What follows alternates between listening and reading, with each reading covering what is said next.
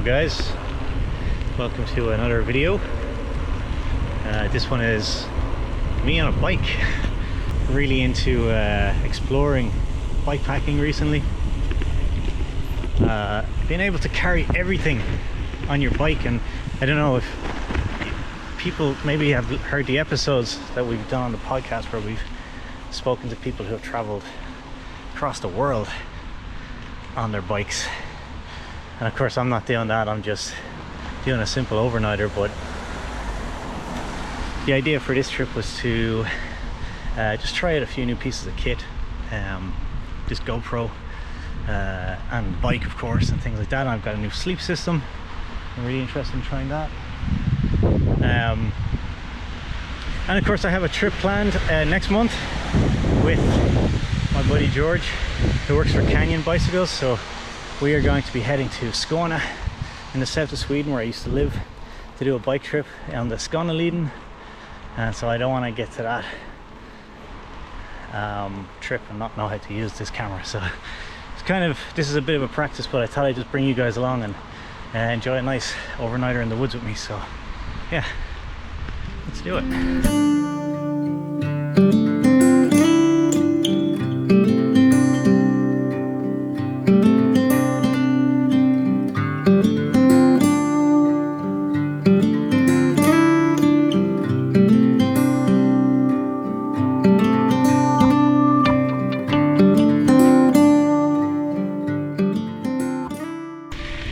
We're going to be staying at a wind shelter tonight, or a lavu as they call them here in Finland. The wind shelter that we're staying at is called Kivijärvi Lavu, and it's about 2.5 kilometers into this woods. So cycle our way along this gravel path and get to our shelter.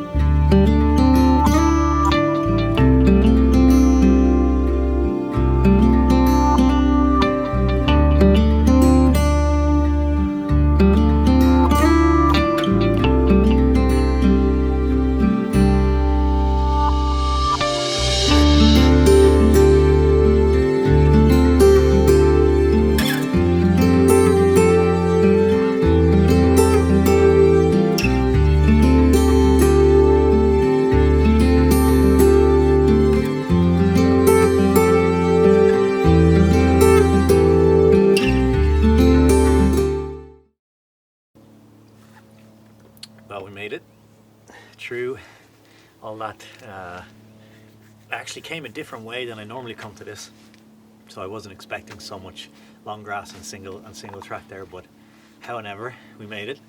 If you can hear in the background, you'll hear a lot of gunshots, so I apologize for that. We're actually next to a gun club here. This is the bike. It's my new Surly Ghost Grappler, and I absolutely love it. And I'm able to pack everything that I need for an overnighter on this. So on the front, just have this little bag. This is where my camera is going, but obviously the camera's on now.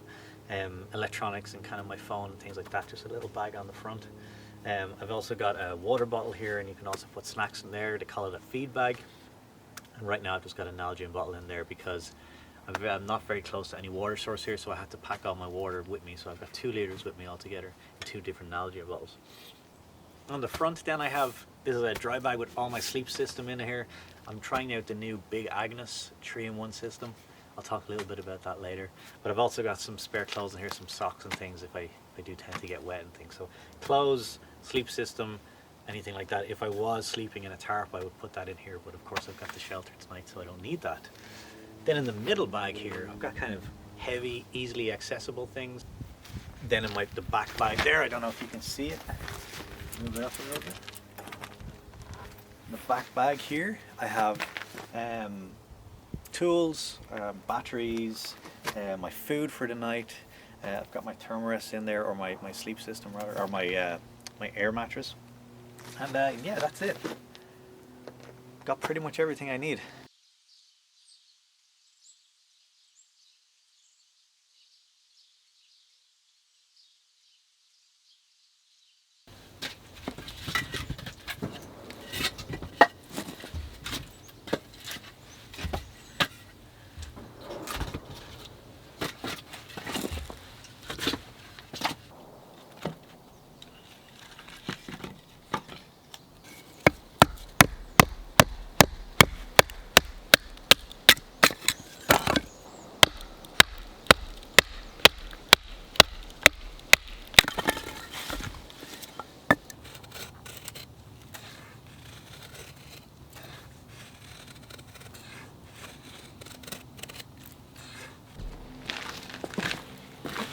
Alright, so I have all my fire prep done for this evening.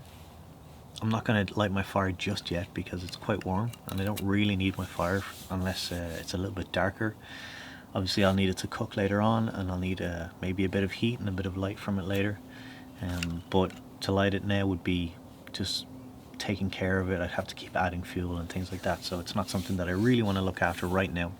But it's always nice to have all of your stuff ready to go when you do want to light your fire. And what I have here is some birch bark. This is going to be my tinder. I've taken this from the trees that I can find in the woods behind me here. Now, I've taken them from live trees, and it's important that when you do take birch bark from live trees that you're not stripping the bark.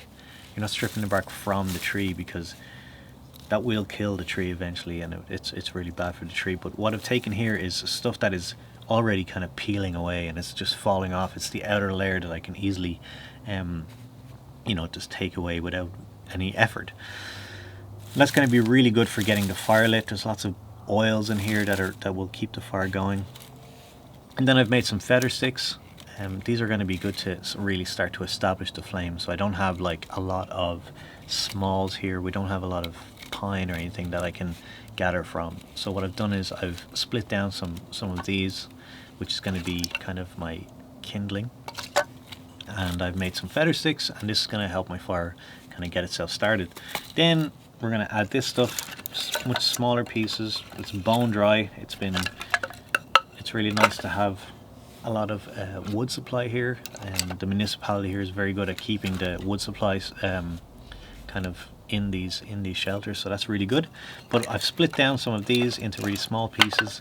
That will really help the fire going. And then of course my fuel, which is the bigger pieces, and that's going to be the stuff that's going to kind of keep my fire going, that I can cook with, and things that I can create a bed of embers and I can maybe cook my sausages on later on.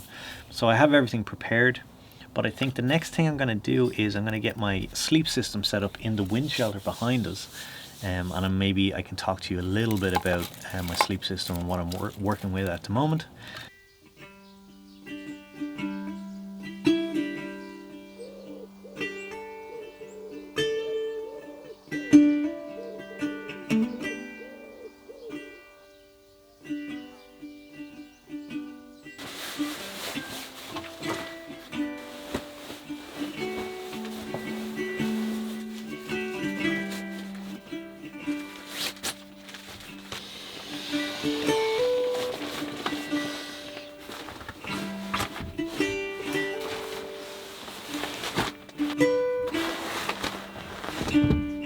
Well, I have my sleep system set up now. This is the Big Agnes Lost Ranger. The company is Big Agnes. See if you can see the logo there. Big Agnes, they're based in the States. The beautiful thing about this bag is that it's a down bag, and they have removed the bottom layer of the bag. When you're camping in a sleeping bag, especially down bags, the bottom part will get compressed, and it actually is completely useless because it doesn't actually retain any heat for you. They've taken that away, and what they've put in exchange is this sort of system where they allow you to connect your sleeping mat to the bottom of the sleeping bag. This will work with any sleeping mat. It doesn't have to be this one. This is a Big Agnes one, and I believe the R rating on this one is down to 4.5, so that's pretty good for winter sleeping. Same material on the bottom of the sleeping bag there. They've just taken the down out of it, and what that essentially does is that halves the bulk and weight of your bag, of your sleeping bag, which is great for things like being on the bike. This also comes with another bag that you put inside of it. When the temperature gets colder, you can get inside of the other bag and then get inside this one. Might not be enough for the very depths of winter here in Finland, but it's going to be perfect for most of Europe, I think, and the UK and Ireland and things like that. I don't think any evening really gets down past -6 or 7. But it's a really cool setup, and I'm really looking forward to trying this out. This is what I'm going to be bringing with me to Sweden next month, so I really wanted to try it out tonight and see how comfortable it is. So let's see how it goes, and yeah, we'll try it out.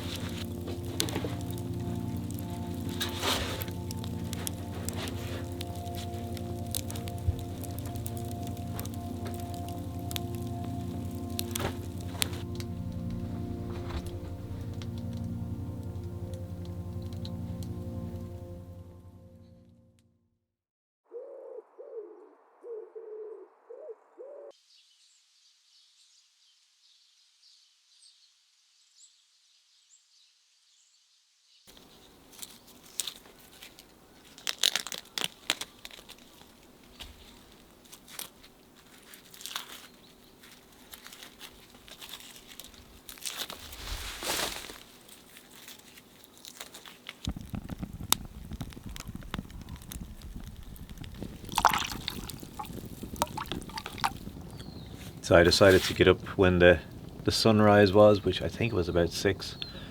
It gets bright so early here, and as you could see from the footage last night, it doesn't really get completely dark either. But got up this morning, got a nice sunset or sunrise behind the trees here, and got up, prepared some more wood, got myself a fire, and now I have my coffee. So I'm gonna chill out for a little bit and enjoy my morning. The Big Agnes system was really nice. I was able to sleep on my stomach, which is something that I find really difficult in regular sleeping bags, but because it's completely flat on the top, it's more like just a regular duvet cover on top of you, like a mattress under you, so it's really comfortable. So if you're kind of someone who likes to sleep on their side or on their stomach, I highly recommend it. I'll have a more in-depth review, as I said, in Outside Magazine in a couple of months, but until then, yeah, I'm going to keep using it and keep testing it out.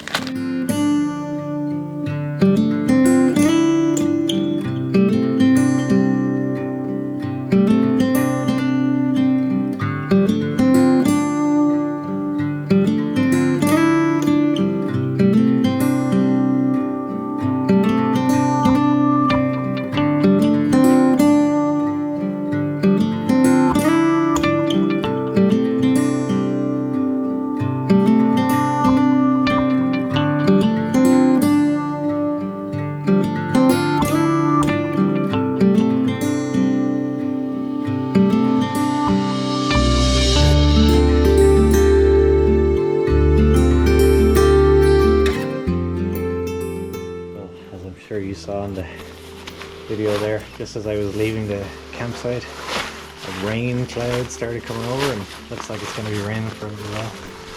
So I just stopped into this picnic area to put my jacket on.